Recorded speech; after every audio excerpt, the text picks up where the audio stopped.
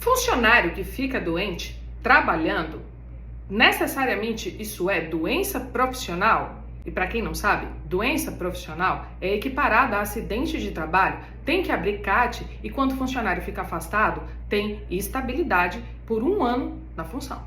E essa semana, uma decisão importante saiu no TST que analisava o caso de uma funcionária que era aeromoça e que durante esse vínculo de emprego desenvolveu um problema de saúde. E aí pedia o enquadramento dessa doença como doença ocupacional, para que isso tivesse os efeitos que eu falei antes.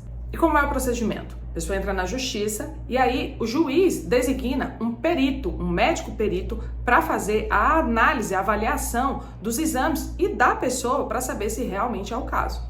E no caso dela, o perito disse que a doença não tinha relação direta com a empresa, porque inclusive ela falou que isso aconteceu num período em que ela estava afastada do trabalho, a manifestação da doença. E que apesar de ser comum o tipo de doença que ela teve nas atividades que ela desempenha, nesse caso específico, não houve relação. Então, o TST decidiu que só há reconhecimento de doença ocupacional quando existe uma relação direta entre os motivos que causaram a doença e o trabalho, ou o agravamento da doença e o trabalho. É o nexo causal e a concausa. Vou dar um exemplo prático e que acontece sempre.